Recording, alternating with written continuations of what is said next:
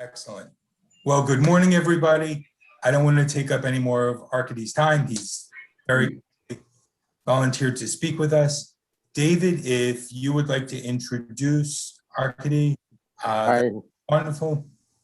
And we'll get started. I will. And then we'll have our full meeting after Arkady is done. And if you'd like to sign off at that point and go the rest of your afternoon, we totally understand. Well, thank you very much. Good morning, everyone. Arkady, thank you for being with us this morning. As many of you know, Arkady and his beautiful family were here in Cherry Hill for 2 years. I believe up until about a year ago. He came from Israel with his family. He is our remote Shaliach at the moment. He spent 2 years with us, and he'll explain to you what he did while he was here. Arkady, we really appreciate you coming and sharing an hour with us this morning, and thank you. Please go ahead. Well, shalom and boker tov. It is really Erev Tov here in Israel. It's 4:30 right now p.m. in Israel. Still very warm, to say the least. July and August are tough in Israel. A pleasure to be with you again. So just like David explained, I think I met most of you during my time in Cherry Hill. As you might probably hear from my accent, maybe you can hear some traces of Russian there. So I was not born in Israel. I was born in the country that doesn't exist anymore, which is Soviet Union. I was born in Moscow, and when I was a teenager, I came with my family to Israel in 1990, so 31 years in Israel. And, I graduated from high school, went to the military, still in the military, doing my reserve duty. My career was dedicated to the connections between Israel and Jews around the world. I worked in the Jewish Agency in various capacities. Jewish Agency for Israel, it's a major Jewish organization. I worked in the field. I worked in the headquarters. I worked connecting schools, and I was a senior Shaliach in my home away from home community of South New Jersey. After my 2 years in South Jersey, first of all, when I came back to Israel, something that I didn't expect happened here. Because when I was in South Jersey, I was very special because I was that Israeli who would go out and speak in the community about Israel. And here, I'm back to Israel. I'm just an Israeli, just like the next fellow. Nothing special there. So I missed that feeling of communicating and talking about Israel to the Jewish communities. And that is why I enjoy doing these lectures. I do them for South Jersey and for other communities. Yeah, and so I call myself a remote Shaliach. Everything is remote now, so why not? And I've been really enjoying that as a sort of a hobby of mine, and also a calling in a way. But since I came back, I did something that every Israeli should do at least once in their Israeli life, and that is opening a startup. I opened a startup. If we have a time a little bit later, maybe we'll talk about that. But that's so that's as Israeli as it gets. I was a Shaliach. I wasn't born in Israel. I have a startup, and I'm sitting with a shuk background, with a market background behind me, just to add some spice and color to our lives. So look, it's been a year since something like a year since we last talked, and it's not a lot of time, but in Israel is a lot of time. Israel is a very dynamic society in terms of politics, culture, societal changes.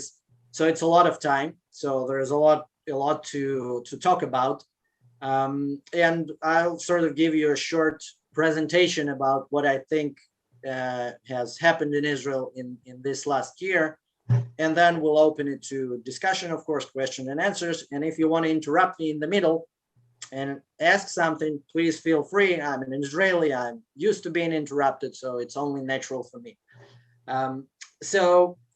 I could talk to you about the success of Israel as far as the battling coronavirus, right? You probably know that the majority of our population, adult population, is vaccinated. And for months, we've been going out on the street without the masks, and most of the regulations, all of the regulations were removed a couple of months ago, far before many other countries, including the United States. I could talk to you about the fact that just in a half a year, Israeli startups raised funds something like $50 billion just in a half a year, which is an unprecedented number that some other major countries might be envy of. So these are all, great talking points, real talking points, very positive information. But I think some of the changes that has happened in Israel in the last year, they've been alarming and concerning.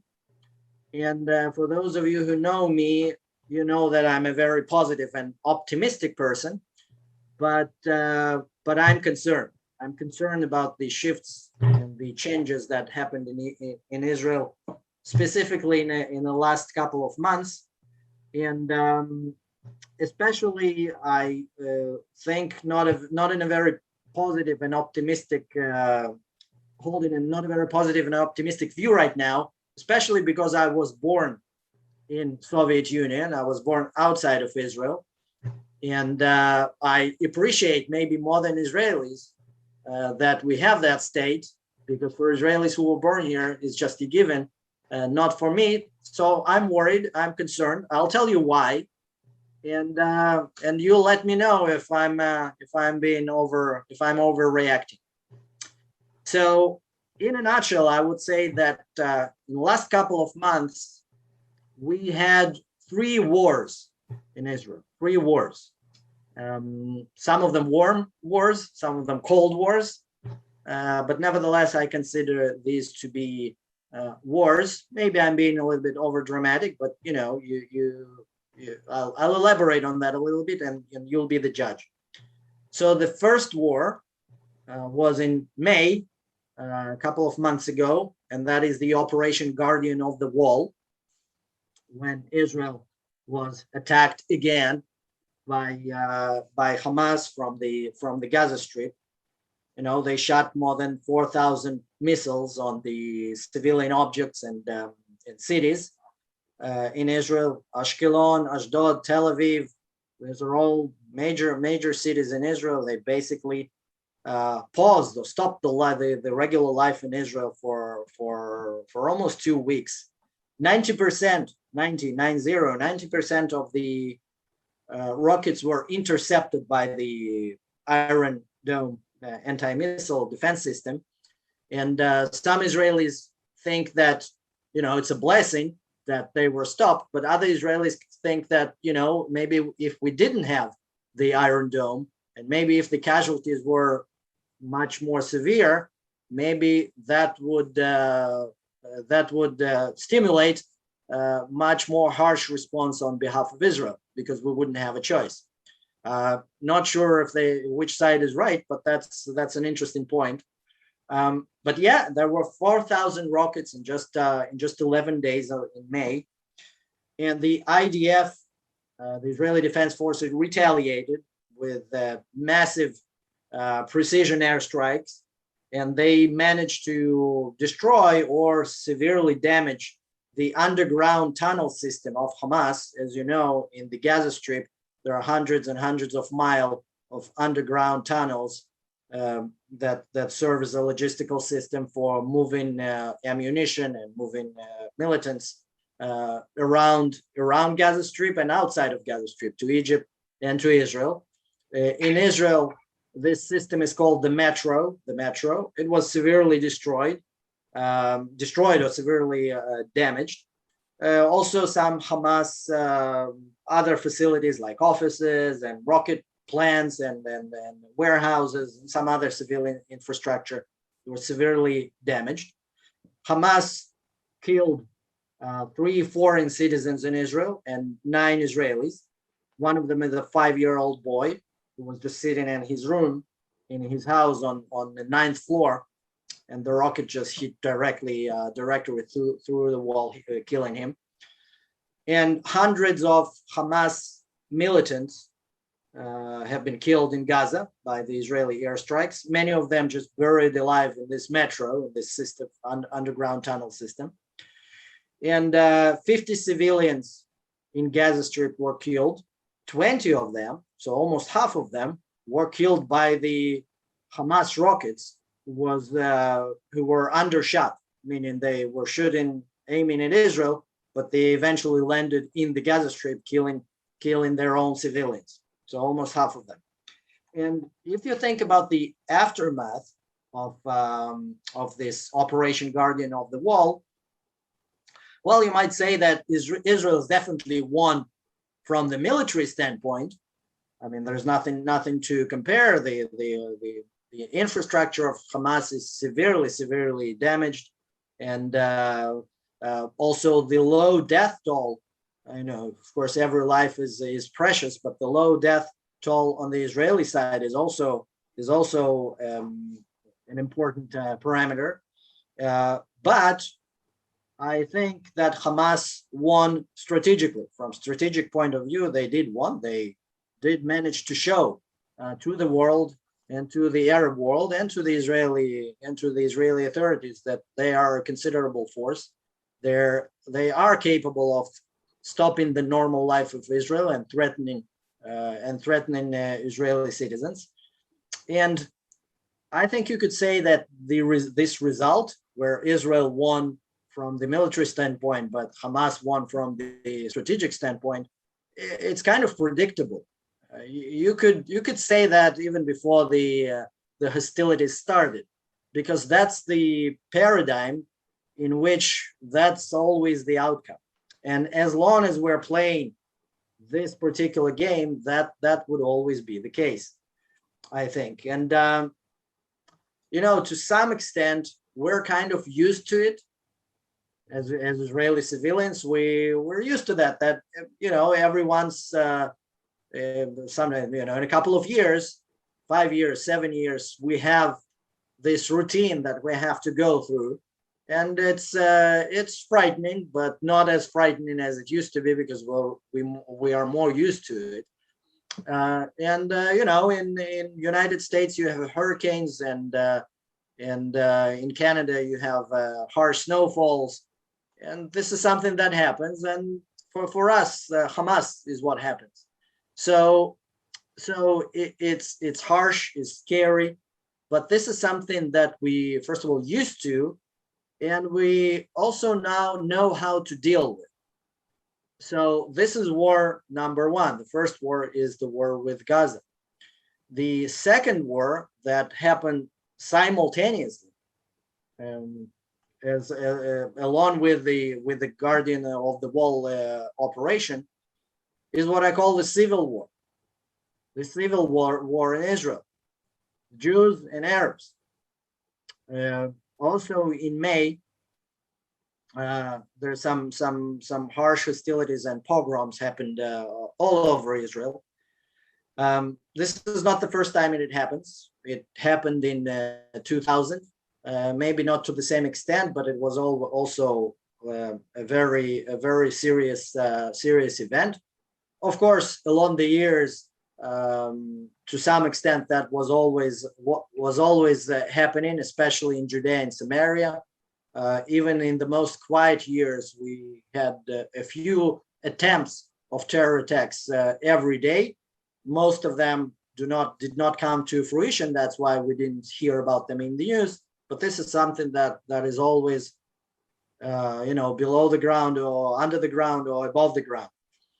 And the conflict, this particular civil war, these hostilities and violence from the Arabs, it started because of the planned Israeli Supreme Court decision to evict Palestinians from residential buildings in this neighborhood in East Jerusalem. Now, I could go into details explaining what exactly happened there. And really, in a nutshell, it's a real estate property that belongs to Jews. Jews bought it from Arabs in 1870, so almost 150 years ago. They legally purchased it. They have all the documents. And then in 1948, when Jordanians invaded Israel, this territory was occupied, and the Jews who lived there, they were ethnically cleansed. They were evicted, and Jordanians settled Arabs to live in these houses. And later on in '67, when Israel recaptured these territories, so the rightful owners demanded to have their property back, and the Israeli Supreme Court over the years numerous times decided that these houses belong to the Jews. They decided that the Arabs who live there, they will not be evicted if they paid a rent, a very symbolical rent. They didn't pay it, and eventually the Supreme Court reached the decision to evict them. So, I told you that story. All right, let's say the Jews are on the right here, and then the Arabs are not. This is not really the point, because this violence, it can erupt on false pretenses, on real pretenses. It's just matter of time. So most of these pogroms, they happened in the mixed cities. So in most cases, Jews and Arabs, they live in their own cities, but some cities are mixed. For instance, Jaffa in Tel Aviv, you have Arab neighborhoods, Jewish neighborhoods. Nazareth and the adjacent city of Natzeret Illit, also a mixed city. Akko, Lod, a few other cities that are mixed. In these cities, you have Jewish neighborhoods, you have Arab neighborhoods, and you have mixed neighborhoods. And in most cases, these are the cities that were targeted by the violent. I wouldn't call them protesters, because it wasn't really protesting. It was lynching. It was setting fires to cars, and in some cases, very very unfortunate cases, the Arab neighbors who lived in the same building, the multiple story buildings where also the Jews lived, they would see the mob, and they would point to show where the Jewish neighbors living. And we're talking about neighbors who would in peaceful time, so to speak, they would gossip and have a coffee with each other. But in this particular case, it went really, really violent. And these pogroms, they weren't only in the mixed cities, they were also in the hospitals and in some roads. If some road happened to pass near an Arab village, they would sometimes block the road and would stone the cars and lynch the drivers and the passengers. I'll give you my personal experience of that.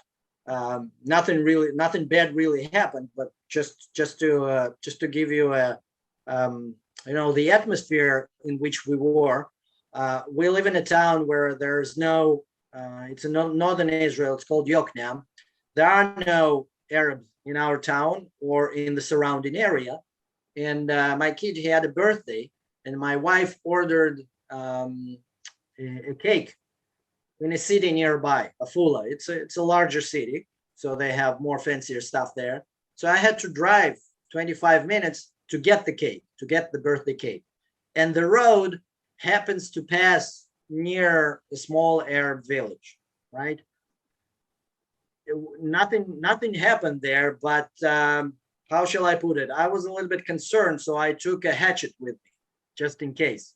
A tomahawk. I bought it in America when I was in America. I took it just in case. If the police have stopped me, I would probably go to jail or something, because it's illegal to have that kind of cold weapon in your car. but I didn't want to risk.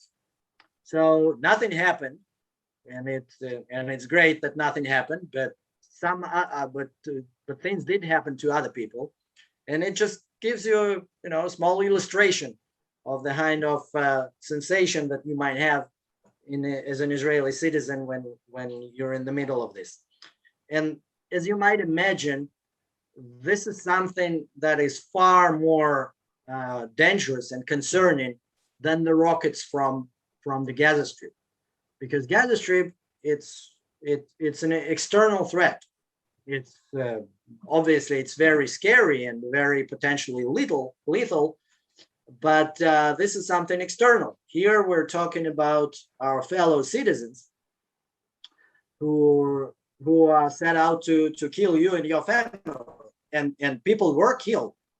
For instance, they set fire to a hotel in Akko, which is a mixed city, and the former director of the Israeli airspace program, who happened to be vacating there, and he was in the hotel. He unfortunately died from the fire, and more people were killed, and certainly dozens were injured. Of course, hundreds of cars. So it's pretty harsh. And when it comes from your neighbors, maybe not even neighbors with whom you don't necessarily have cordial relations, but still, when it comes from your neighbors, this is really scary, because our life, although it's separate, but it's really intertwined.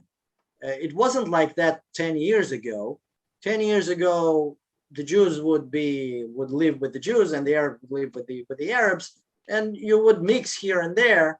But nowadays, the Israeli Arabs, you can really see them really everywhere. They are in our town supermarkets. They're cashiers in our supermarket. They are pharmacists in our pharmacy. I'm not saying it's a good thing or a bad thing, but this is the situation. And my feeling is that you can't really trust anyone, because obviously the majority of Arabs didn't participate in the violence. Obviously they didn't. And majority of them did not openly support the violence. All right, that's for sure. But the majority of them didn't condemn it either. That's the point. We had one instance where during these hostilities, the Arab driver was driving through a Jewish city of Bat Yam, and there was an attempted lynch. The guy managed to escape, but the Jews in Israel, they condemned that behavior.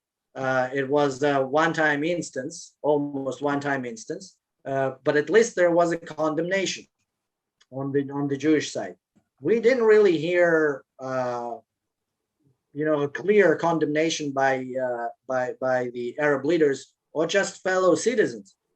For instance, one of my customers of my startup is a network of schools. We have a network of schools it's called Atid, and they have both Jewish schools and Arab schools.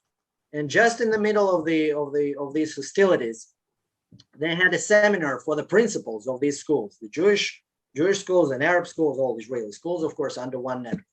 And I asked the guy that I worked with, well, did anyone mention anything? How did the principals of the Arab schools, how did they respond? I mean, they are part of an Israeli Jewish network of schools, so they probably have to say something.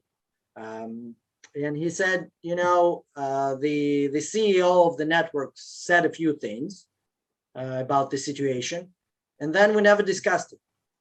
They didn't say a word. So I don't say this, they supported it, but they didn't condemn it either. And you're welcome to draw the conclusions yourself. But for me, specifically for me, I really losing my trust here, and so are many Israelis.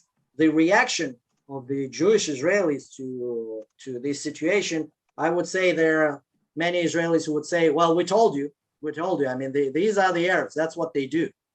There are some other Israelis who, and I'm among them, who kind of hoped that because of the 4 peace agreements that we had with Arab countries, I hoped that that would showcase the Israeli Arabs that, look, Jews and Arabs, we can shake hands and we can do some collaboration here. If we can do it with former hostile countries, of course we can do it with our fellow citizens with whom we speak the same language. The Israeli Arabs, they speak Hebrew fluently. But many of us got disappointed by that. And but of course, there are many Jewish Israelis who still say that it doesn't really matter, it changes nothing. We will still need to strive for coexistence. But nowadays, this code word of coexistence is really becoming a cliche, and you can't really say it without without the cynical tone to it. Right now, things are more or less quiet on that front. But the hope for coexistence, I think it's evaporating. The Jews buy products and order services less and less from the Arab communities, and there's a lot of mutual distrust after these events because they went really violent. So this is the second war, the civil war. And the third war, and this is the worst war that we have simultaneously with all these events. Are there any guesses in the audience? What is the third war? Public relations Yes, Mike. war. I'm sorry? Public relations war. It's kind of the background all the time. Anti-Semitism. Anti-Semitism is indeed a war. Well, maybe I should add it's a fourth war, but that's external to Israel. It's the politics. Yes, It's it's the the politics. It's the Jewish wars. It's the Jewish war. It's Jews against the Jews inside Israel. It's Jews against the Jews. It is a Cold War, right? It's Cold War, right? We're not shooting at each other, but to a large extent, it's far worse than the Gazan War or the Civil War, because these are our brothers and sisters, and it is political. And that war is around the recent change of government in Israel. As you, of course, know, we have a new prime minister. Prime Minister Benjamin Netanyahu is the head of the coalition now after 12 years in the office. And to understand what happened in the last couple of months, I should remind that the Israeli political system is a little bit different from parties. We don't vote for prime ministers. Can you still hear me well? Because it says that my internet connection is unstable. We're still good? Thumbs up? Good. So we have a party system, and we vote for parties. And until now, until the last cycle of election, we had 3 types of parties. 3 types of parties. We have left-wing parties, right-wing parties, and Arab parties. I'm excluding the Arab parties from the left and right for the sake of this conversation, because these particular parties, not the Arabs as voters, but these particular parties that run for Israeli election, they are entity within themselves. They have their own agenda. That is not necessarily coincides with the left and right. Sometimes it does, but they have their own thing. So 3 types of parties: left, right, and Arab. And if you check the outcomes of the last cycle of election, you had 60% of Israelis voted to the right and 40% of Israelis voted to the left, let's say that the Arabs are included in this 40%, because they fit more to the left-wing parties. So 60-40, so it's a clear right-wing outcome. Moreover, just for the sake of statistics, if you exclude the Arab vote and you want to check, okay, how does the Jewish street vote, you would get even more clear results, and that is 65% of the Jews vote to the right and 35 to the left. But all that doesn't really matter, because the last cycle of election wasn't about left, right, or Arabs. It was about for Bibi, against Bibi, and the Arabs. For Bibi meaning for Prime Minister Benjamin Netanyahu, against Prime Minister Benjamin Netanyahu, and again, the Arabs, they have their own thing. Now, of course, we do not vote for the Prime Minister himself, so it's not a direct vote. We vote for parties, and then the parties determine who would be the leader of the country. But the outcome of the last cycle of election was basically it's a draw. It's a draw between for Bibi or against Bibi. It was really a draw, and most of the Israelis thought that we can't really get out of it. We will need to go to election again, which would have been fourth cycle of Israeli election. But apparently we had a dark horse here who we didn't really expect that would sweep the outcome of this situation. And this is Naftali Bennett, of course. Now, Naftali Bennett received only 6 seats in the Knesset, 6 seats out of 120. And he did something unimaginable, because throughout his campaign, he clearly and openly and on numerous occasions stated 2 things. First of all, he said that our small party will never sit with the left-wing parties and with the Arab parties, not in any capacity.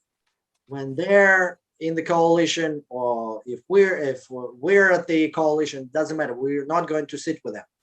So much so that even one day before the election, he went on national TV and he presented a document, a signed document, where he said, I hereby commit that I will not form a coalition with left-wing or Arab parties. And on that promise, he got some votes. He didn't get a lot of votes because, it represents something like 5% of the Israeli voters. But nevertheless, it was a clear promise. And, politicians, they give promises. We all know that. They don't necessarily follow these promises. But this was very specific and very clear that he's not going to do that. But he did. Moreover, a couple of times, journalists asked Bennett before the election if he considers himself as a worthy candidate to be a prime minister of Israel. And back at the time, the polls predicted something like 16 seats. Eventually he got 6, but they predicted 16 seats for Bennett. And he said, no, I don't think that with 16 votes, it's morally right to become a prime minister, because such a small party wouldn't be representing the majority of Israel. So in reality, he got only 6% of the votes, 6 seats.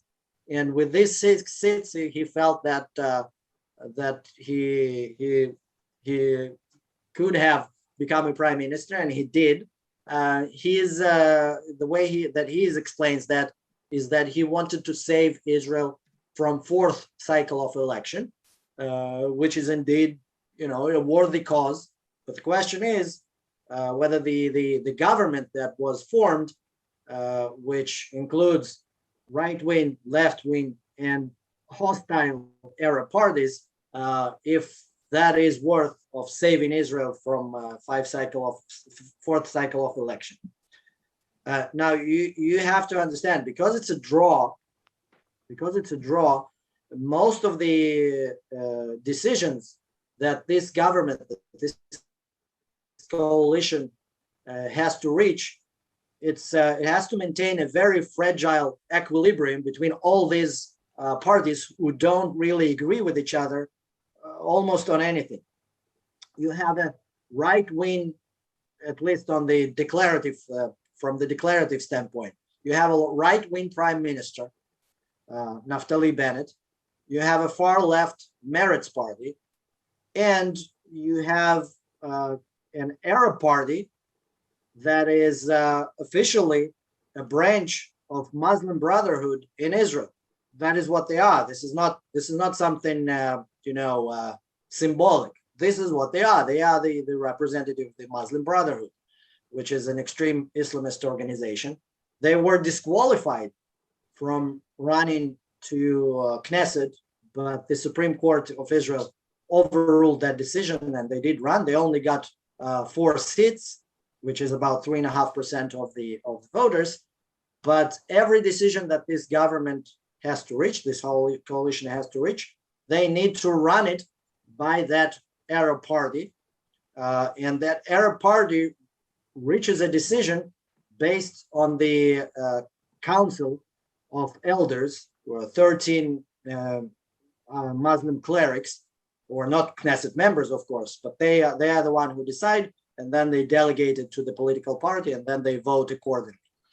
So we're in a situation right now where, we're in Israel, in Jewish and democratic states, and most of the decisions have to take into consideration, right-wing agenda, left-wing agenda, and Arab agenda, specific Arab nationalist agenda. And all these things, they contradict each other.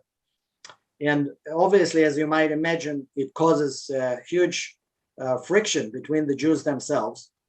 I feel that these two camps, maybe it's very similar to the United States as well, that the right-wing Jews and the left-wing Jews here in Israel, they just don't speak the same language anymore. It's just they think in completely two different paradigms, which is nice when you live in Switzerland, but when you live in Israel and every decision is potentially, it's potentially might cause to the destruction of the Jewish state. It's very worrying. So these are 3 wars that I think we're going through, and we still feel in the aftermath of it. So the war with Gaza, and with the internal civil war between the Jews and the Arabs, and the growing division between the Jews themselves. And if we Jews as Israelis, if we're not united, that really undermines the very foundation of what Israel is. If we Jews disagree with each other to such an extent that we're willing to accommodate that situation, that's maybe that's the wandering Jew in me telling you that, someone who was born in diaspora. Maybe I'm weak, but I'm concerned. I'm concerned. So this is the story in a nutshell. As you can tell, it's not very optimistic. Look, I want to remain positive, and I want to think that that we have God's provision, and somehow we'll manage to escape to even greater future. We did it a few times in the past, so maybe that is the case nowadays. I'm happy to hear remarks, questions, concerns, please. Yes, Mike. A couple things. First of all, thank you. And that was probably the most lacking in public relations presentation I've heard, but it was also one of the most realistic. So I appreciate that. I have several questions, and I don't want to take up too much time, so I'll just do them one at a time between other people. Do you think that the ceasefires that Israel has had with groups like Hamas, Hezbollah, which incidentally, Hamas translated as the Islamic Resistance Movement, and they are officially the Gaza branch of the Muslim Brotherhood, and Hezbollah, which the translation is the Party of Allah, which should help give people a clue to the true nature of the conflict. Do you think that the ceasefires are productive, or just give the declared genocidal adversaries of Israel time to regroup, rearm, and try again? Well, it certainly gives them time to prepare and attack us again. And each time it happens with a more severe force and damage. And as I said, as long as we are playing that game, when they shoot rockets and we bomb them from the air, that's just going to escalate. But on the other hand, I don't see any other scenario other than that, except the one very harsh scenario in which we win. And I'll let your imagination, describe it for you. What would it entail? If we set out to win, we can win and stop it forever. We can. From military standpoint, I think even to some extent from the political standpoint, but it's a matter of will, which we don't currently have. So it's not really. So no, it's not productive in terms of putting the end to it, but it is productive to give us some time to breathe. Yeah, Arkady, in talking about the political war, you talked about the parties that won the election, but you didn't mention anything about Netanyahu's remarks after the election, where he openly said that he's going to try to disrupt the current sitting government. What does that do? So parties in Israel, don't win elections. In Israel, parties win votes, and if they manage to bargain a deal, to strike a deal between the parties, they form a coalition. And on the other hand, the job of the opposition, which Netanyahu is heading, is to well, I wouldn't say interfere, but the job of the opposition is to fight the coalition on issues in which coalition disagrees with the opposition. They might support them here and there, but that's the opposition job. That certainly was the opposition's conduct when the tables were turned before Netanyahu. It's called I think in Israel it's called combative opposition, meaning opposition that goes into combat. Or did you mean something else? Well, it seemed to be more than that. It seemed to be, I shouldn't have lost the election. I did lose the election, but I'm going to do everything I can to make sure that when the next election comes up, I'll be reinstated as prime minister. Oh, sure, he can. He didn't lose the election. Again, that's very important point. In Israel, No, I understand that, but as you pointed out, the real issue in that election was whether you were for Netanyahu or whether you weren't for Netanyahu. right. And so he does become the figurehead of the election. Right. But note that the story that I told you about Naftali Bennett, who clearly promised that he will not support the left-wing / Arab government, meaning that he will support Netanyahu's government, and that gave him a few extra votes, which are missing for Netanyahu now. It kind of illustrates the atmosphere on the Israeli right, that they say that from the legal standpoint, it's all kosher. It's all kosher. That's how the system works. Whoever manages to form a government, it works. But from moral standpoint, the right wing in Israel, they feel that the election was stolen from them literally, because one of the right wing parties, which is even more to the right than Netanyahu himself, Naftali Bennett supposedly is even more to the right than Netanyahu himself.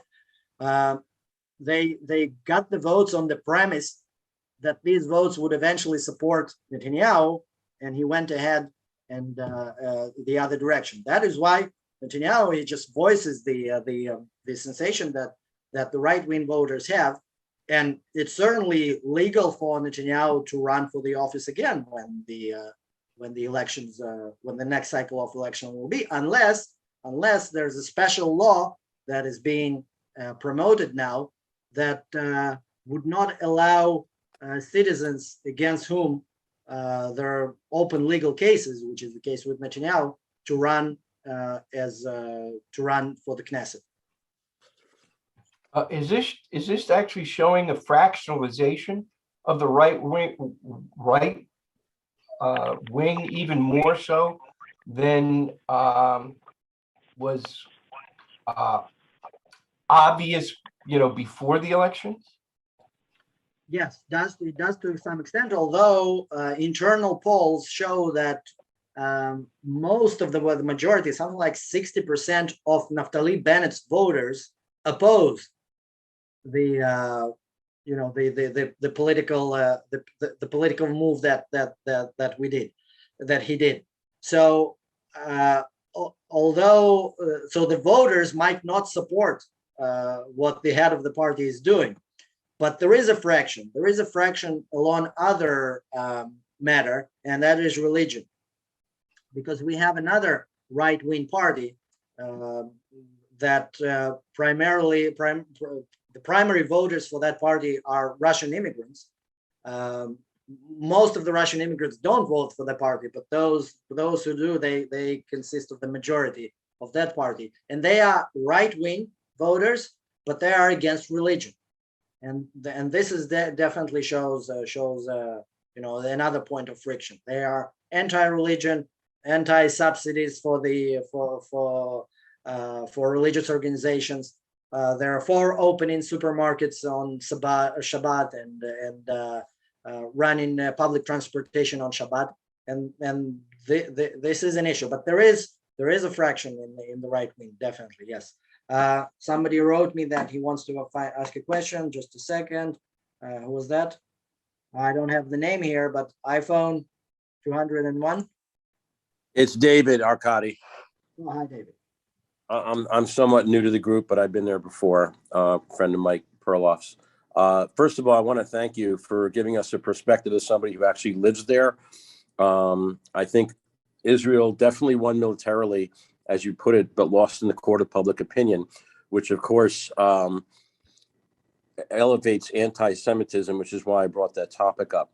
What I wanted to ask you was, from your point of view, is the hypocrisy of this entire situation is, sorry guys, the hypocrisy that I see in this situation, which has been incendiary to all the social media from the students, the graduate and other students that I've dealt with who are Muslim, is that what's missing is, where the hell are the rockets coming from such a poor country, isolated from all their other Arab neighbors who could have taken care of them, but they suddenly got 4,000 rockets. From what country did that come from, and why is that ignored? And do you know something more than we do?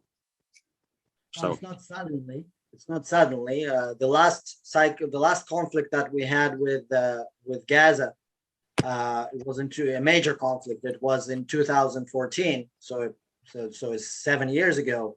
During that time, they were able to accumulate all that ammunition.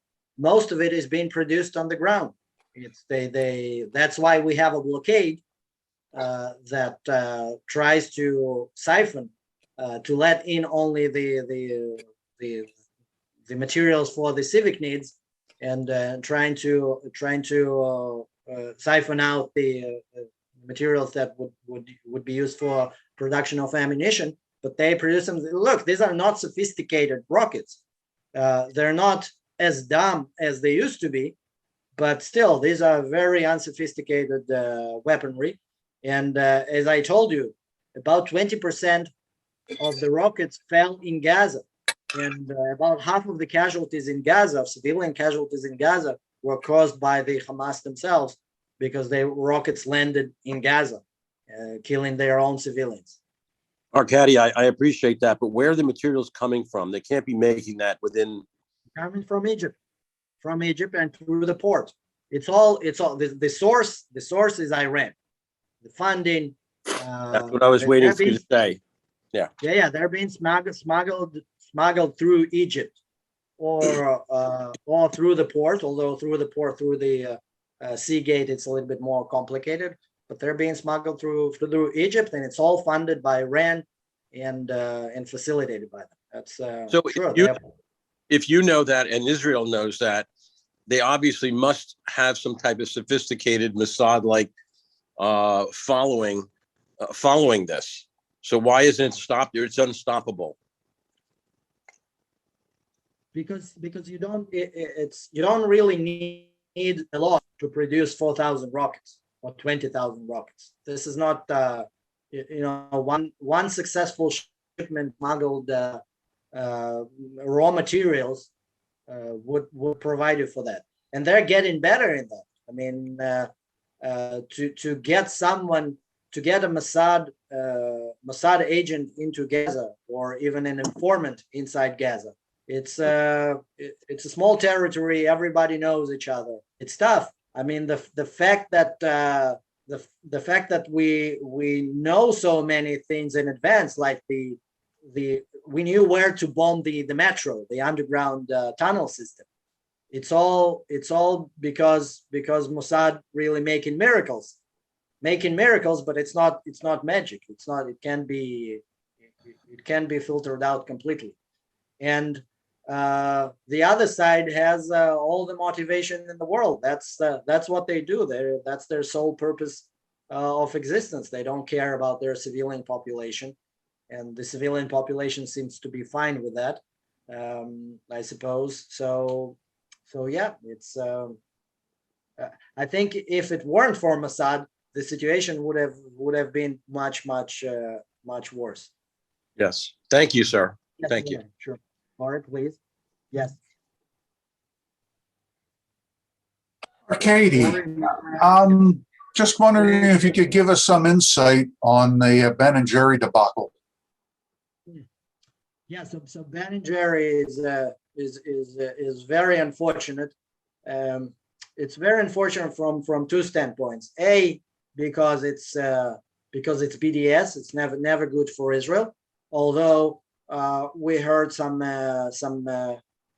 very encouraging news from the United States that the governor of Florida and many other friends of Israel, or even some supermarkets in America, supermarket chains, they declared that they're not going to be selling their products. So BDS obviously is a bad thing for Israel, but it's interesting. Ben and Jerry's, they have five plants, facilities around the world.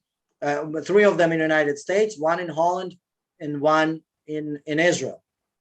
And the Israel contractor, who has the franchise, he says, oh, no, you should buy our product, because we told them that we're not going to agree with that. We told the headquarters of the Ben Jerry's that we're not going to agree with that, and we are going to sell the ice cream in Judea and Samaria as well. And that is why Ben and Jerry's decided not to prolong their franchise agreement with us. So in a year and a half, we're out of business. So please don't make that year and a half even shorter than it is if you're not going to buy our product inside Israel. And we are hopeful that once the lease, once that agreement is over, they're gonna keep the production line and just market it under a different brand. Thanks for Yes, the Lori, meeting. please. Okay, thank you for your presentation. I'd like to give you a mental health perspective that I don't have time to really elaborate, but several people have talked about how Israel does not really market themselves properly to explore to the world, share with the world all the good things that Israel does for the world, help people in Haiti, medical help to the Arabs. But from a mental health perspective, there's a concept called the life drama triangle, where people actually get a psychological income for being victims. And it seems to me that there's a huge psychological reward from both the Arab and the Israeli perspective on who's the bigger victim. And I don't have time to explain what that dynamic is, but I really wish that the psychological perspective that Israel has could be changed to get out of a victim position. I feel that in America, Israel is perceived as a victim largely by supporters or proponents. Or I think- opponents. I think Israel sees themselves as a victim, which invites them not to promote a healthier dynamic either between the Arabs or with the rest of the world, especially with marketing, as Mike Perloff has talked about before. I can give you some reading material. I can send it to you so that you'll have an understanding of what this victim triangle looks like. Please. But it's really a competition between two parties. You'll see it in marriages, you'll see it in politics, where there's an investment in being a victim. I won't go any further than that. Sure, but you have to bear in mind that this is not really a competition, because the competition would allow two parties to coexist, one on each other. There will be constant, competition between them. But I feel, and this is my personal opinion, and I'm not representing any organization here, but I feel that we're not in a competition situation here. I think we're opposing a national movement that does not want parts of Israel. They want the entire state of Israel, the entire territory. So it's not a matter of how you market the dialogue. The question is whether the dialogue is even possible. And Israel is getting too much signals that tell them otherwise. Not all Israelis. There are many believers in coexistence and in a peaceful solution, but most of the Israelis, they're just too much concerned because they reached out their hand too many times. But I would love to learn about the concept of the triangle. Yes, Larry. Hi, Larry, thanks very much. Yeah, I'm good. So I'm curious if you could expand on your comments of the second war, the one between the Israeli Arabs and the Jews. What do the Israeli Arabs want? What is their goal? Do they want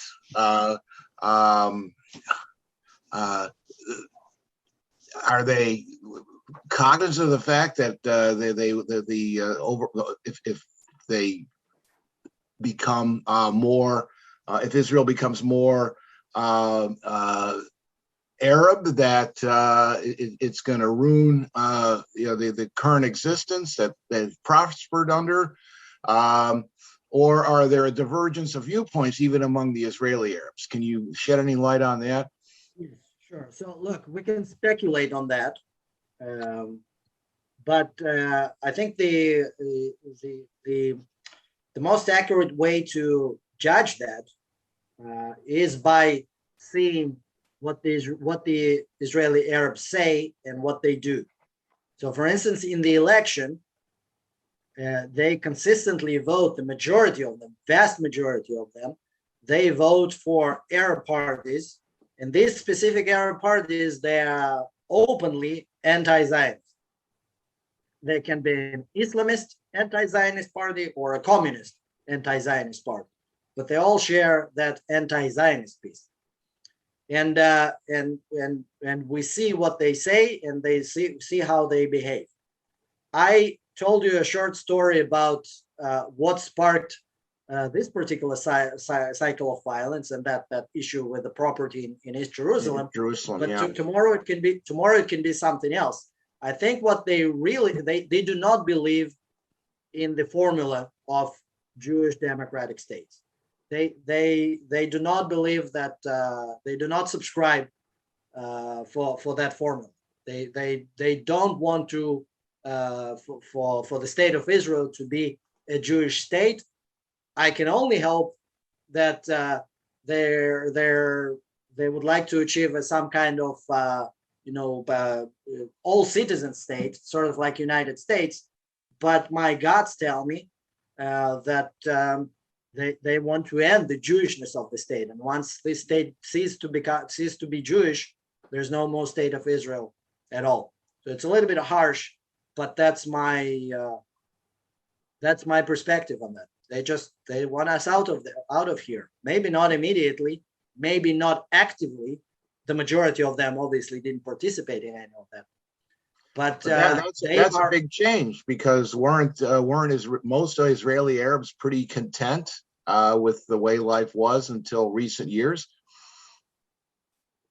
Oh, the Israeli Arabs are doing great. They're certainly doing better than any given Arab country. They're doctors, they're the principal of schools, they're judges in Supreme Court, Knesset members. My doctor is Arab, so they're doing great, and the majority of people anywhere, they're not very active politically. But when time comes and they have to choose, the recent events show us clearly what they're going to choose. The best that we can hope for, and this is again judging by the last cycle of events, the best that we can hope for is that they're not going to say anything.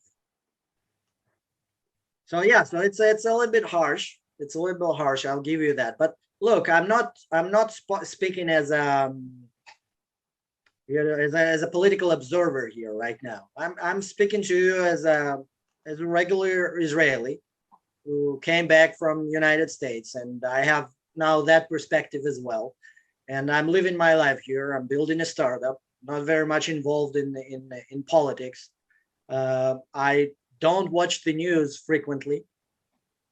I don't subscribe to any national TV. I read a lot and I listen a lot. And I'm just sharing with you my my feelings and thoughts as we go through that. And as you can tell, I'm worried.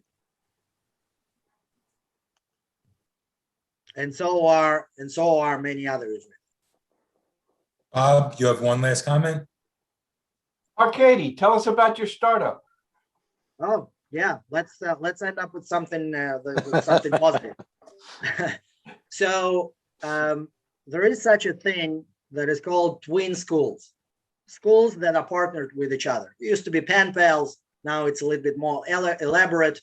It's a huge market. We have 50 million classrooms all over the world, and teachers all over the world do school twinning by themselves, meaning connecting their classrooms with each other. They can learn a language together. They can talk about the same language. They can share culture. Really, lots of things. But there are two problems. One is that it's really hard to find a partner teacher. Let's say I'm a teacher in Thailand and I'm looking for a teacher for robotics in America. How do I go about finding them? So this is problem number one, is that it's hard to find. And then after I found a classroom, or I already do have a classroom, partner classroom, where do I do all the connection between the students?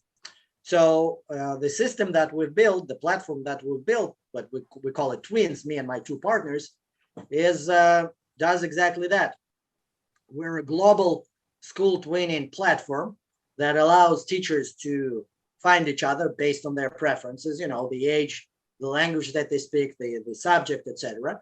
And then we provide them with virtual classroom where the students can learn together, share their experiences together, either synchronously or asynchronously, meaning not at the same time. So we have all kinds of educational technology tools that are part of that classroom. And the idea is to create a global community. Global is global and local, because some of these connections are international, some of them are internal, like Protestant school in America. So we already have an MVP, minimum viable product. We have a couple of customers, major Israeli networks and international networks of schools. And we're doing the Shark Tank right now, not the TV show, but we're running after investors and VCs and pitching like I'm doing for you right now. And yeah, that's a typical Israeli startup life. You're not going to believe how vibrant that world of startups here in Israel. You have dozens and dozens of VCs and hundreds of angels, Israelis, all in Israel, and dozens of startups. And it's unbelievable how much innovation and innovative thinking, really, and out of the box thinking happening in such a small place. And you have all the infrastructure around it. The state supports it. You have all kinds of funds and incubators. Really a wonderful time to open a startup.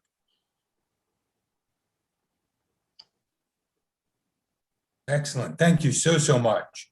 Yeah, this was a great presentation. And should you happen to, over the course of the next months or year, think of things that we can do as a community to combat some of the PR issues that Israel is facing and the Israeli people are facing here in America, please feel free, shoot us an email. Let us know, what it is that we can do and how we can help. Because look, I feel it here. I'm glad to do so. One of the things that I can recommend right now, there's a WhatsApp group, South Jersey WhatsApp group of pro-Israel activists.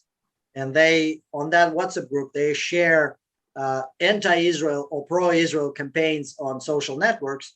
And then the members can go leave a comment, like, unlike, report, etc. So I'll share that group, and that's a local South Jersey group.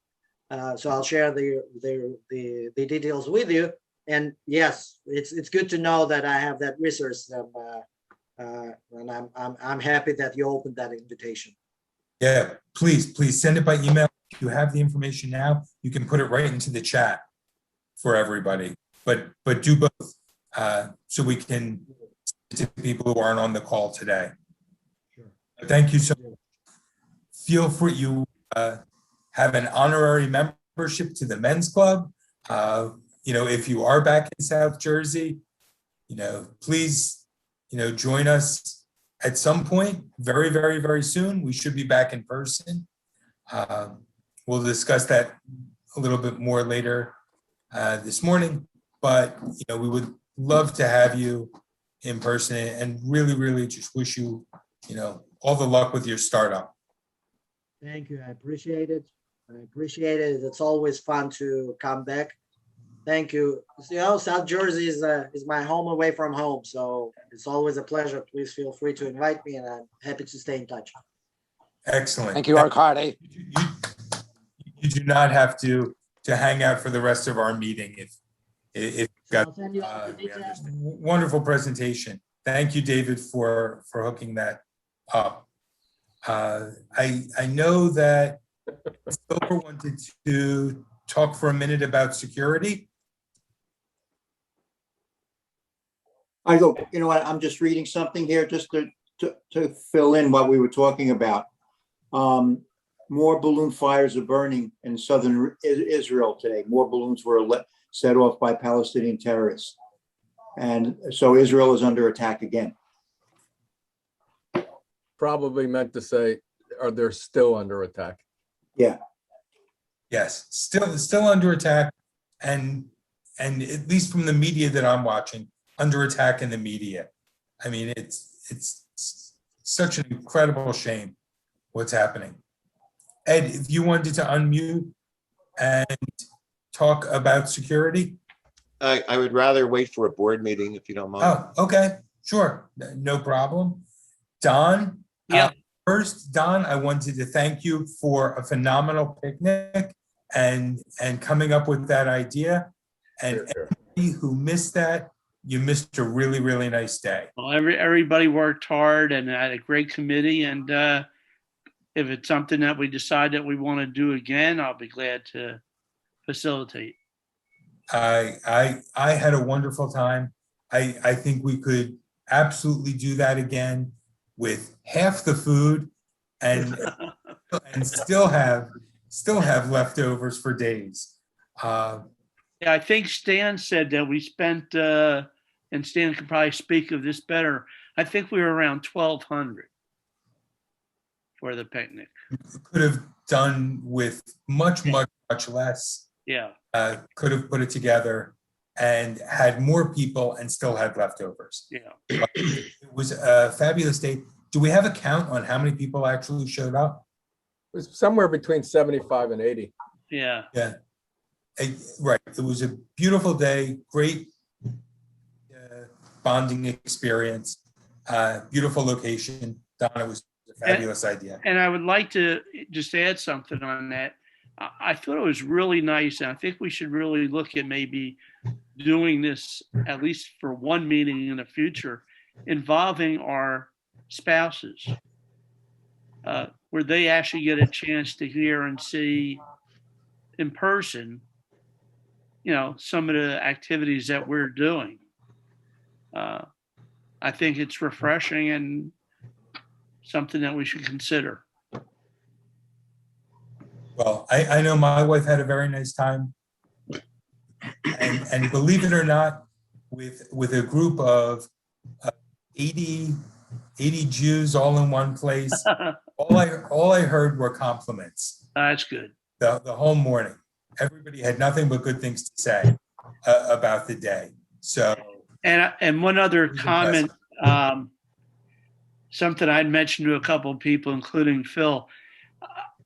It looked great when we had our shirts there and people were wearing the shirts, and it's our identity. I would really like to see we expand upon that and have the baseball cap that matches it, the blue baseball cap with South Jersey Men's Club on it. I know Richie said that, I think it was Richie, said that he has a contact at Short Hills, and I think Ed might have a contact. I really think it's something we should consider, where we have the hat to match the shirt. Well, the former baseball players already have a hat like that. Yes. Not the blue, I don't think. Yes, blue, and it has in white SJMC or SJMC. MC, yeah. I mean, I don't think it would really cost an appreciable amount. And I think it really looks sharp, and it's an attention getter when we are together. Just my thought. Can I make a comment, guys? Can I make a comment? It's David. please. Sure.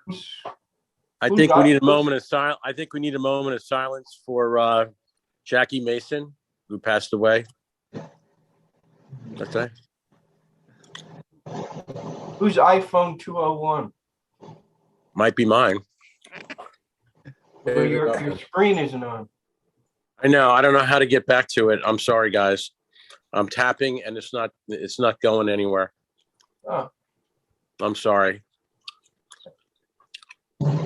Anyway, Jackie Mason died yesterday, and I had the pleasure of seeing him live and owning some of his CDs.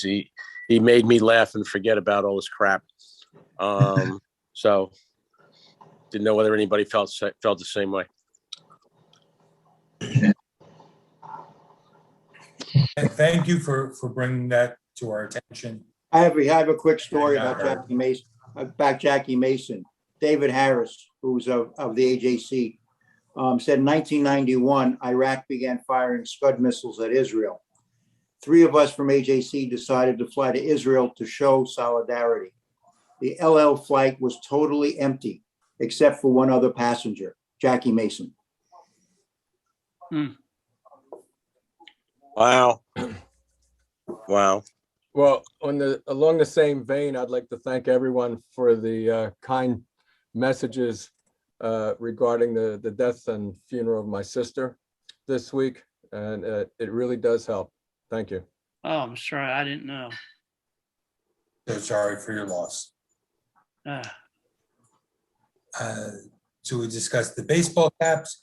I had I would like to very, very quickly, if anybody has comments or concerns, I'd like to give you the opportunity to voice them, even if it's for 30 seconds, but definitely under a minute.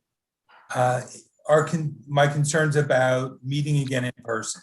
I thought the picnic went really, really well. Excuse me. I'm sorry to interrupt. Who were you? I haven't met many of you. I only know Michael. Who are you speaking? Philip Godorov. Hi, Philip. I'm David. Yeah. Dave Ottman. I live in Voorhees. Can I speak to that? I would welcome anybody to, give a 30-second either pro, con. I know, Lee, I see you waving. I definitely want to hear from you. Phil. But go ahead, Dave. Phil, I'm a physician. I'm at the medical school. We gave out almost 100,000, half of that, about 50,000 vaccines. We're still going to do that if we do a booster in the fall. I'm vaccinated. Most of the campus is. They're actually requiring vaccinations for residents to start there. But the point is most of her vaccinated, and we've been back on campus, opening up classrooms, etc. I don't see the hysteria that we have to keep doing these meetings over and over virtually, unless people feel very strongly, or you want to mask up, no problem. I think, so far, 80% of my patients are vaccinated. There's a 20% that will never get vaccinated, and I think they're more at risk than we are. But I don't see the problem with getting back in person.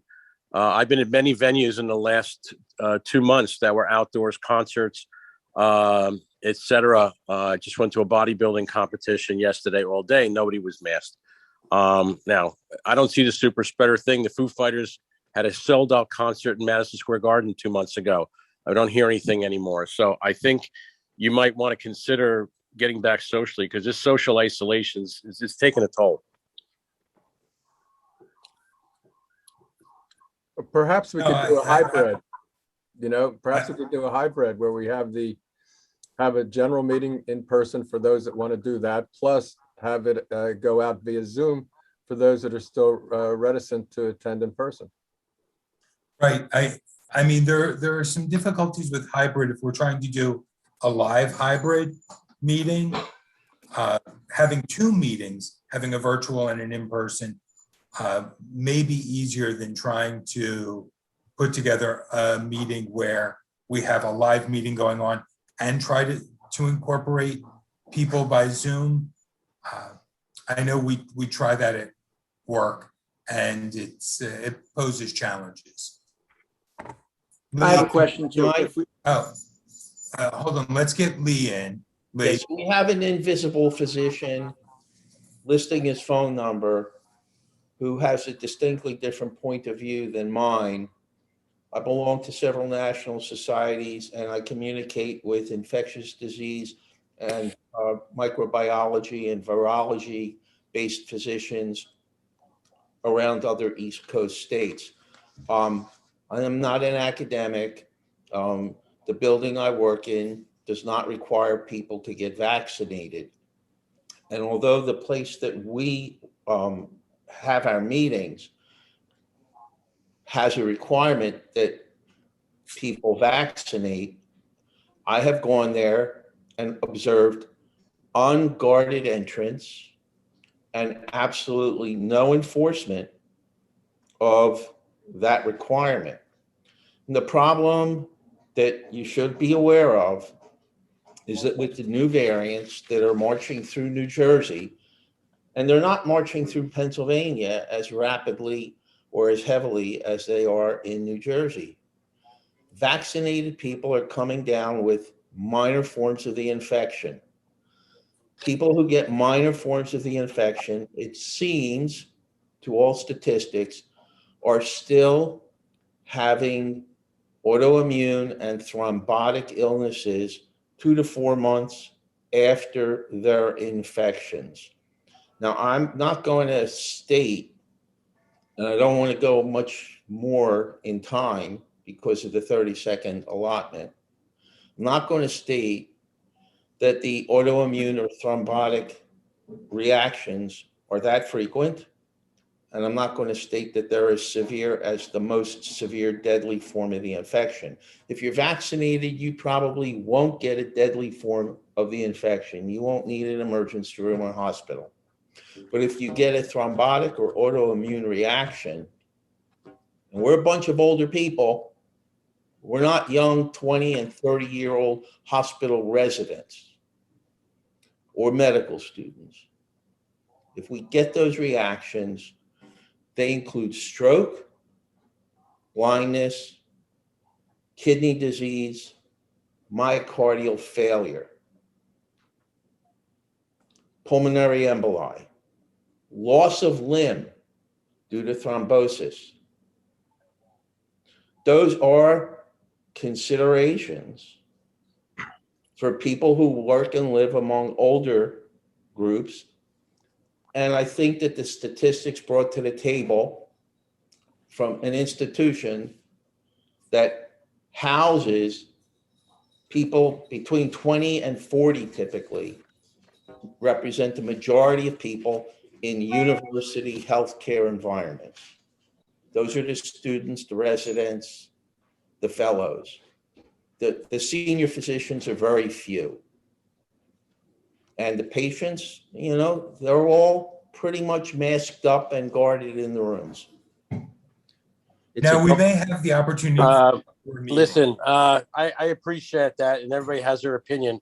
As a physician who is in his 60s, and having had a mother who passed away a year ago from COVID, and I went through all this crap, I respectfully disagree with a lot of what you're saying, and I think those of us that have medical degrees and are around people who are on the CDC edge, I think we have an advantage over those who are not, looking at statistics on Facebook and have these degrees that seem to pop up without a background. So with all due respect, I disagree.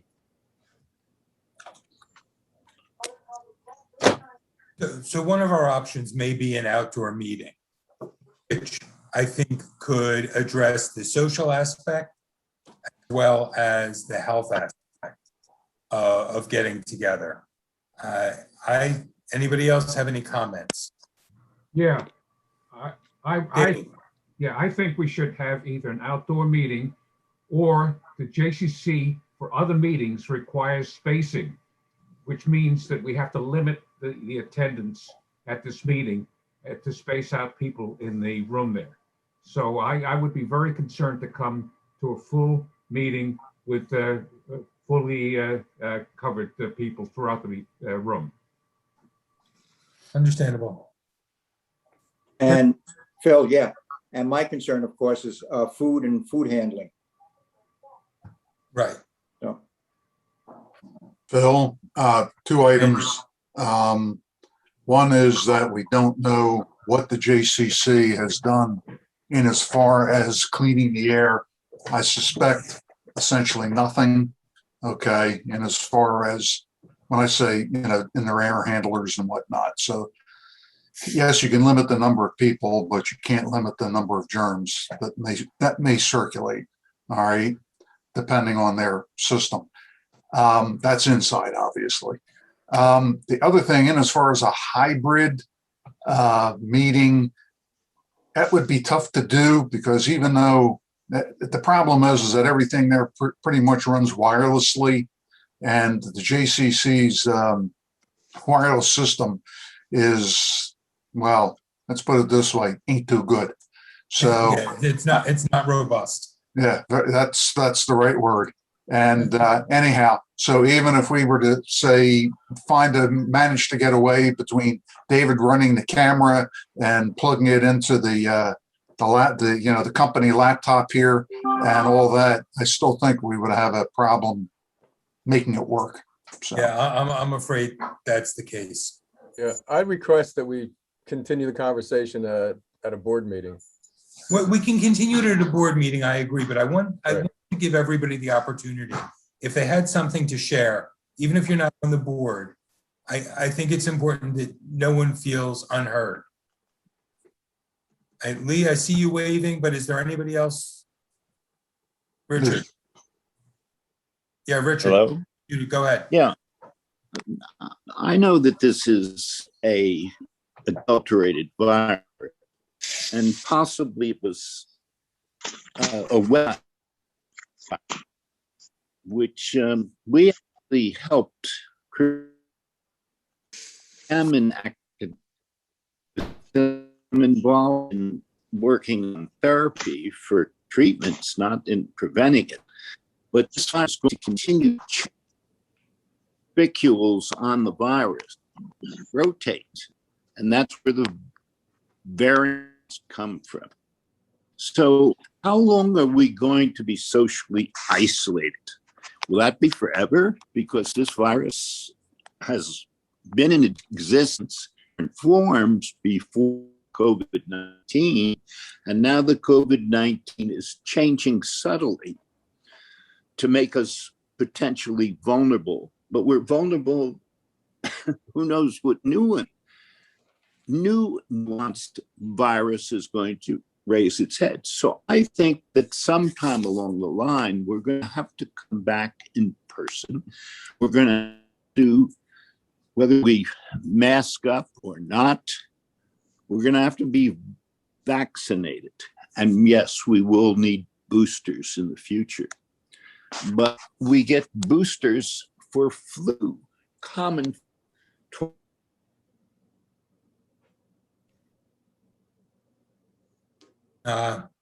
You froze on my end. For flu, we got all of our OB patients for COVID-19. I think we should Zoom in-person meetings. That's my opinion as a physician. Thanks. Okay. And Lee, you want to wrap up? I know, and I feel comfortable with it. They have outdoor pavilions that at the JCC that they make available for some groups. And I think that they've offered to make it available for our group. Yes. And that, food service can be the same as we had at the picnic, and we can gather without having to be indoors there. And I think that's the accommodation that we should be making right now. We're not a huge institution where there's an awful lot of insurance coverage, so that if we invite people to gather and a couple people get very sick, that we're covered for litigation. Phil, you know all about it. I understand litigation. I'm concerned more about attendance and, how people are feeling. Barney, you've got your hand up? Yes, thanks. There's legitimate controversy here. I think those who follow the numbers realize that they have not been favorable over the last few weeks. Numbers here in New Jersey have doubled and tripled. I think we have to legitimately hold off meeting in person for a little while. I think we should revisit this in 2 or 3 months when there is hopefully a significant turnaround in the trends, and then we can get together. But at least for the next couple of months, we should simply continue to meet as we have virtually. If you want to do an outdoor meeting, perhaps on a nice day in the fall, that would be terrific. But I think the common sense approach would be simply to continue, at least for the immediate future, as we have, virtually. Understood. Okay. And Don, thank you for the thumbs up. Okay. Mike? Yeah, and on another subject, I think that what we saw today here kind of tells us that we really, as a board, have to make phone calls, because we had 35 people. Forget that number. If you take away the board members and the guests, only 15 general membership attended. 15 out of over 100 people. We have to make phone calls again. Just saying that. Good point. Okay, so we've discussed possible meetings. I'll talk to the JCC and see how they might be able to accommodate us going forward, indoors and outdoors. Just a quick hand raise. If we were to have an outdoor meeting, what do you feel about who might attend next month? Hand raise. We did at the barbecue. I've got to switch screens. Okay, so that looks like a majority for an outdoor. Does it have to be kosher? For Yes. outdoors? Kosher Yeah, stuff. yes, it will be. Yes, it will be. Okay, Okay. thank you, Bob. Give it to him. As far as Phil, as far as meeting with the JCC, I think Ed and I would prefer to talk to you in detail, either at a board meeting or offline, because we've already met with Sean Redmond, whose responsibility is security and safety. And I think Okay. that everybody sort of is going to be deferring to him about stuff. That's my impression. Ed, what do you think?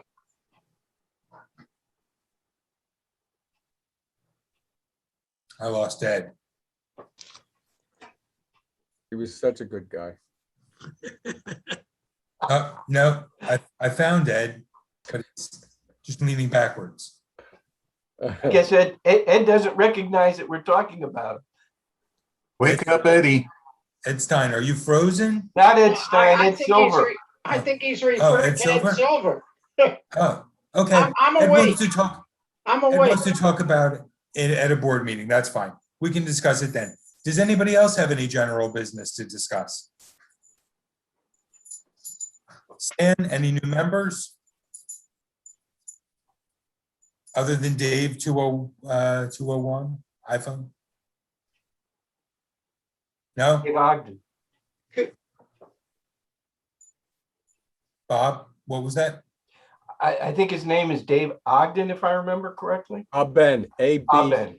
A-B-E-N-D. Well, I got close. Yeah, And is he a new member, Mike? I don't know. No. I'm He's pretty not on- sure- he's not I'm on pretty the sure list. it will be. Very good. We can't hear you, Don. You're muted. Don, unmute. How's that? Yeah. Much better. Bill, if you could add about the hats to your next board meeting agenda. Board meeting, sure. Quick raise of hands. Who would wear a hat if we were to get hats? Already got a hat. Under what conditions? Under what conditions? Under conditions of other people might see you wearing a hat. Yeah, but wait a minute. Time out. Guys like Don and myself, why would we ever want to hide our pretty heads with a hat? Well, then just wear a mask. Okay. Once we get the hats, then we could have matching pants. And once we have a whole uniform, maybe we can have matching underwear as well. That's right. I thought you went commando. I second the motion. Perfect. Okay. Very good. Any good in welfare to share? Mike, I'm very sorry. I didn't know about your sister. My condolences. Yeah, thank you. Yes. That did go out as a general email Yeah. about a week ago. Yeah, no, I didn't see it. Andy, you probably should look into why we're not, people are not getting messages. I always go into Google Groups once in a while and somebody gets complaints to see if there's bounce backs. Google Groups will tell you if there's somebody's email address is bouncing emails. And last I looked, while we were in the meeting, Don's wasn't being bounced.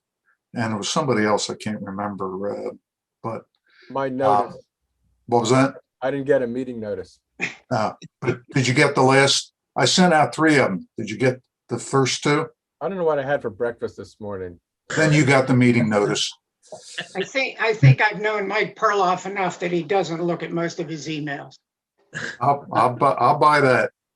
It's understandable. And I'll give you a good price. Okay, Can I say yes, Abe. Yeah, hi. Just that we're so concerned with health. Let me let you know that I got a cold. And I did some research on it, and the New York Times said that there's a really huge amounts of colds around the country because we are not prepared to deal with the new virus that we have rested for 16 months. So, I think we have a bigger problem getting colds than getting COVID, but whatever. So anyway, if you go to a crowded place, wear a mask, not for COVID, but for colds, because Hey, Abe, can I ask you a question about that? Yeah. Go ahead. Did you go get tested for COVID-19? I talked to the doctor. He said, "Don't." That's the wrong approach. Epidemiologically, the mild cases of COVID-19 present like nothing more than a head cold or gastroenteritis. I didn't have fever. I didn't have. Now, the doctor told you not to worry because it's expensive to go get it. But if you want to know if you had the virus and you could pass it, you go get the test when you get an illness. Okay. That's the bottom line. That's what's recommended to doctors by the CDC. Sounds reasonable. Yeah.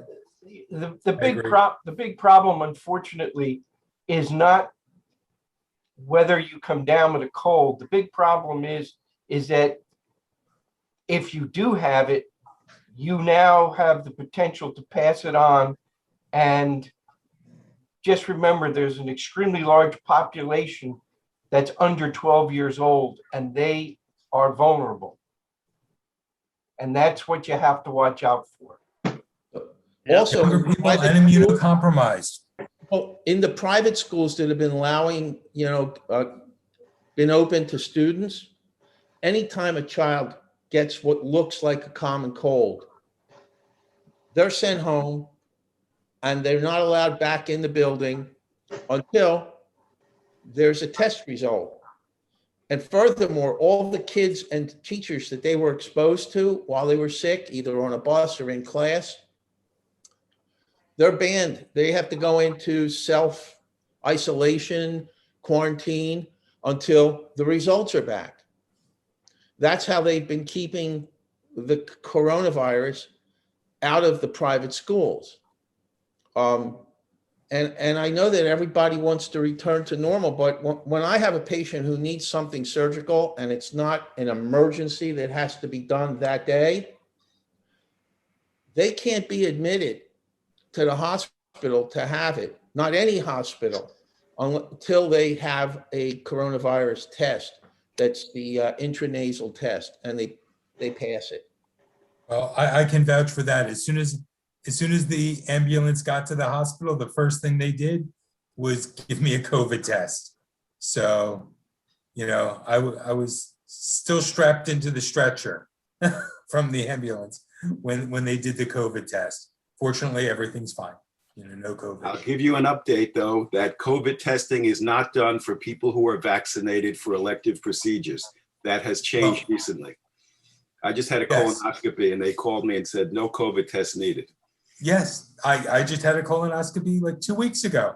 Yeah. And yes, I was scheduled for a COVID test and then they called and canceled it. Correct.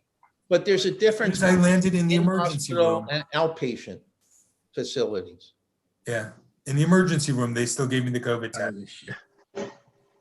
So everybody stay healthy, stay safe. Wearing a mask is not a bad idea, indoors or outdoors, if you're in a crowd. I am a proponent. When I'm in the JCC, I am masked. So, because they are not even requiring for vaccination, and there's no mask requirements inside. So keep that in mind. Anything else to add? Fantasy football draft is after our next meeting on August 29th. Do we have fantasy Olympics? The Olympics are a fantasy. Okay. Well, everybody get ready for your football draft. Stan, did you have something? No, I'm okay. Okay, I thought I saw you. Well then, very, very good.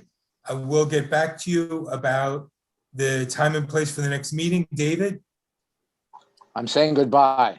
Oh, waving. Very good. Everybody. See you soon. Yes. Be happy, be healthy. Stay well. We'll reach out to you soon about the next meeting. All right, thanks. Board meeting coming up this week? Let's have a board meeting this week. Excellent. All right. We'll set the schedule for that. Thank you. Excellent. Bye-bye. Hasta lumbago. Nice first official meeting. Yeah.